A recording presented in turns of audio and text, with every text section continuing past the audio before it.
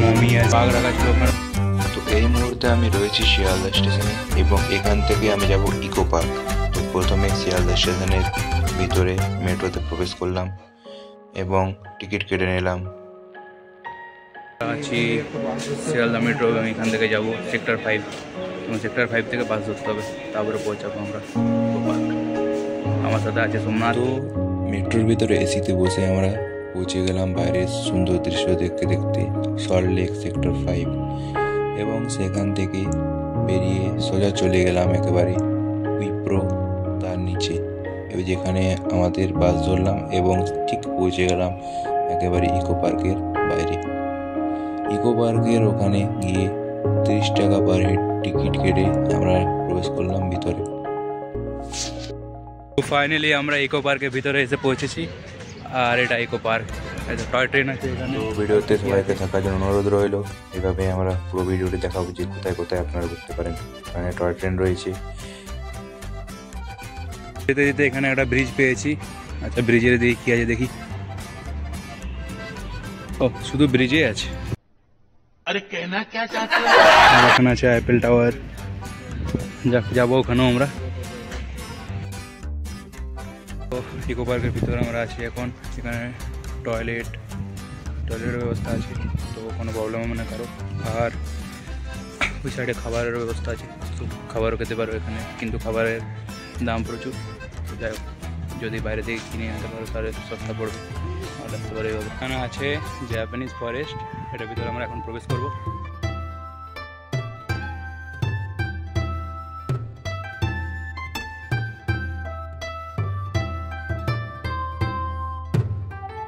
Architecture একদম জাপানের মতো তৈরি করার চেষ্টা করেছে, রিয়েল লাগছে একদম। ওই সাইড আরও আছে।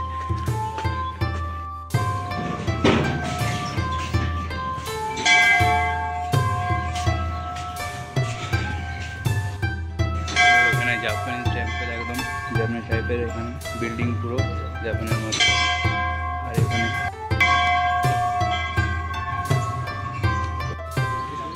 ওই সাইডে মন্দির, দেখো জাপানের মন্দির না কি বলে জানি না ঠিক।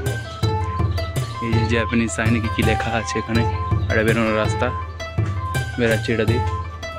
এখানে রয়েছে একটি পুকুর এবং তার এই সাইডে রয়েছে কিছু জৈন তীর্থাঙ্করদের ছবি, যাদের মধ্যে গৌতম বুদ্ধ ছিল একজন। তো এখানে অনেকজনের স্ট্যাচু রয়েছে, আর জাপানিজ কিছু স্ট্রাকচার এখানেও রয়েছে, আর্কিটেকচার আরও রয়েছে এখানে। ও গেটগুলো পুরো একদম জাপানের মতো লাগছে। আর এখানে ব্যাম্বুজ, যেমন আমরা ডোরেমন বা জাপানের অন্য সিরিজে সেই টাইপের একটা বাইক আসছে, পুরো ব্যাম্বু লাগানো হয় চারদিকে। তো বেসিক্যালি ব্যাম্বু একটি গুড লাক হিসেবে জাপানিজ কালচারে দেখা হয়, তাই এখানে চারদিকে প্রচুর ব্যাম্বু লাগানো রয়েছে। তো জাপানিজ এখানে বেরিয়ে আমরা কিছুটা এগিয়ে দেখলাম এখানে গেট লাগানো রয়েছে। আর এখানে আছে একটি টাওয়ার, আইফেল টাওয়ার টাইপের, জানি না কি টাওয়ার। ওখানে ঢোকা নিষেধ আছে, হয়তো গেট লাগানো রয়েছে। আর ওই সাইডে অন্য সাইডে দিয়ে ঢুকতে বলছে, তো গিয়ে দেখি আমরা 7 ওয়ান্ডার্স তো দেখবই, ওটা দেখতেই হবে। এটা ভাবছিলাম আমরা গেট এক্সিট লেখা ছিল তো ঢুকতে দেবে না, ঢুকতে দিচ্ছে। ঢুকলাম এখানে, আর এই যে টাওয়ার রয়েছে এখানে, টাওয়ারের এখন ছবি তুলবো টাওয়ারের এখানে। তারপর যাবো আমরা 7 ওয়ান্ডার্সের ওখানে।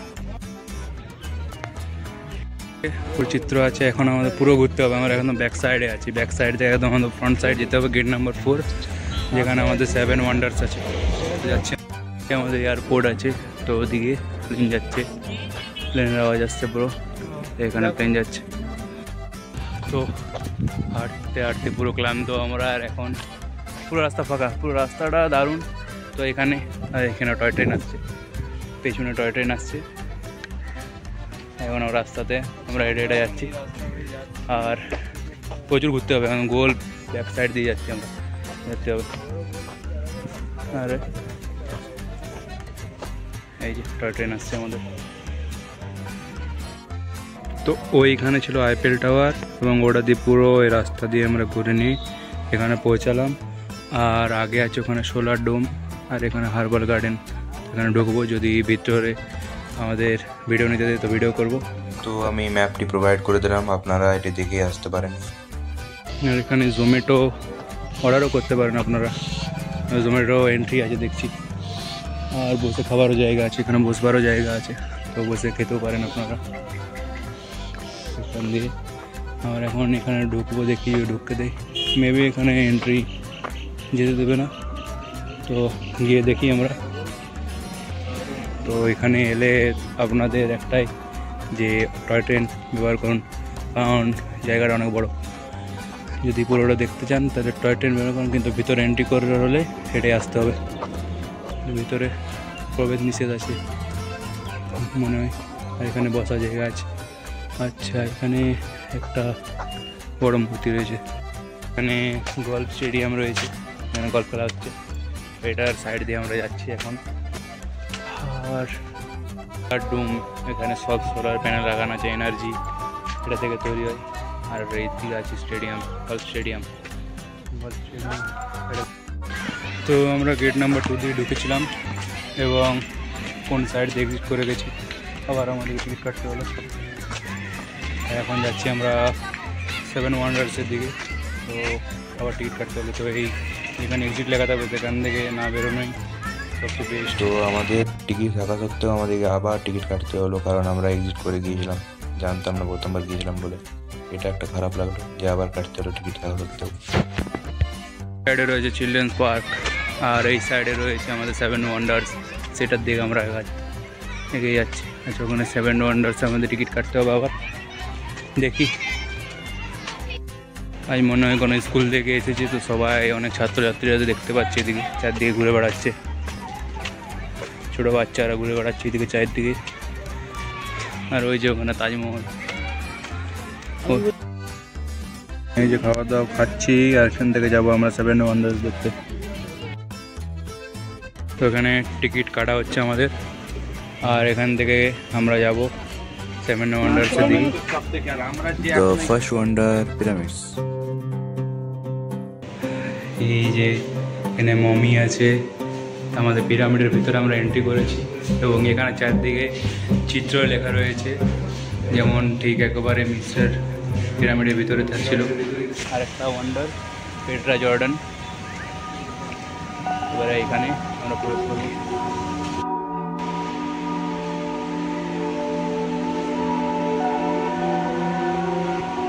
এটা বাইরে থেকে দৃশ্য তার। এবার নেক্সট আমরা যাচ্ছি ক্রিস দ্য রেডিমার স্ট্যাচু। আচ্ছা, ক্রিস দ্য রেডিমার স্ট্যাচু।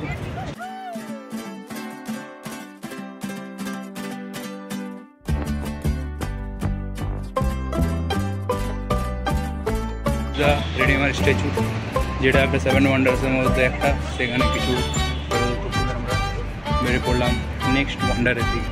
তো এখানে আরেকটা 7 ওয়ান্ডারের মধ্যে আরেকটা মোয়াই বা মই কিছু একটা হচ্ছে, যেখানে স্ট্যাচুগুলো রয়েছে সেটা দেখছি। এখানে অনেক স্টুডেন্ট রয়েছে, তারা এসছে। যেখানে আমরা দেখতে পাচ্ছি, গুগলে সার্চ করলে যতটা দেখছি ইস্টার্ন আইল্যান্ড বলে কিছু দিচ্ছে, তো এটা মোয়াই বলে কোনো জায়গায় এখানে দেখা রয়েছে। আর চারদিকে সবাই স্টুডেন্টগুলো রয়েছে, তারা ফটো তোলাতুলি করছে। হ্যাঁ, আমরা ঘুরে বেড়াচ্ছি। ওকে, তো এরপর আমরা এসেছি তাজমহল দেখতে। তাজমহল এখানে রয়েছে, যেটা আমাদের ইন্ডিয়াতে রয়েছে 7 ওয়ান্ডার্সের মধ্যে একটা।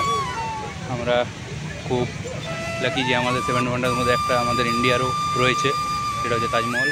ওখানে সব বাচ্চারা স্টুডেন্টগুলো সব ফটো তোলাতুলি করছে, আর আমরা এখানে আপনাদের দেখাচ্ছি পুরো ভিউ। ভিতরে হয়তো প্রবেশ আছে, ঢুকবো ওখানে, চলো দেখি।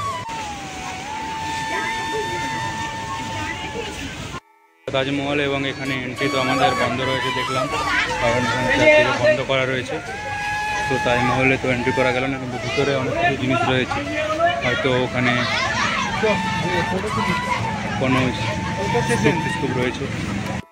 তো এই তাজমহল, আর এখানে ফোয়ারা, আর ওই সাইডে তাজমহল, ওইদিকে সব কিছু ওয়ান্ডার রয়েছে, আরও আছে এখন বাকি, ওগুলো দেখবো আমরা। একটা ওয়ান্ডার কলোসিয়াম, যেটা আছে রোমে, তো রোমের মধ্যে দেখা কলোসিয়াম, ওখানে ঢুকছি এখন আমরা। ভেতরে এটা এন্ট্রি আছে, গিয়ে দেখি। আচ্ছা, ভিতরে এন্ট্রি আছে এখানে, এখানেও সেই বাচ্চারা রয়েছে সব। ভিতরে সাজা দেওয়া হতো হয়তো সবাইকে, মানে যারা থাকতো ক্যাদি, ওখানে বাঘ রাখা ছিল, ওখানে বাঘে ওখানে ছেড়ে দিত যারা কোনো ভুল কাজ করতো, এবং হয়তো বা প্রেম করতো তাদের, এইভাবেই চলতো এখানে। আসলে আমরা এসে গেছি গ্রেট ওয়াল অফ চায়না, এখানে আমরা এখন ঢুকবো। গ্রেট ওয়াল অফ চায়না, যেটা চায়না আমাদের পাশের দেশে রয়েছে, যেটাও একটা 7 ওয়ান্ডার্সের মধ্যে একটা, সেটাতে আমরা এখন প্রবেশ করছি। এটা খুব বড়, সব থেকে বড় মেবি এটাই। চীনে তৈরি করা হয়েছিল যাতে দুশ্মন দেশ তাদের অ্যাটাক করতে না পারে, সেটার জন্য এটা তৈরি করা হয়েছিল।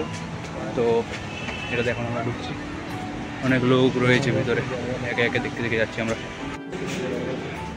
এই যে ওয়াল অফ চায়না, কিন্তু এটা পুরোটাই যে প্রাচীর তা না, ভেতরে কিছু কিছু জায়গা আছে যেখানে সৈনিকরা থাকতো, বাইরের অন্য দেশ যাতে অ্যাটাক না করতে পারে সেগুলো দেখার জন্য। এই টাইপের একদম সেম জিনিস বানানো হয়েছে, এটা গোল গোল ঘুরে সবাই আসছে। এটাতে আমরা এলাম, এটা দিয়ে ঘুরে আবার এটা দিয়ে যাচ্ছি। তো এইভাবে দেখতে পাচ্ছেন ওদিকে আছে তাজমহল, পিরামিড, রোমের ওটা সব কিছু একসাথে রয়েছে।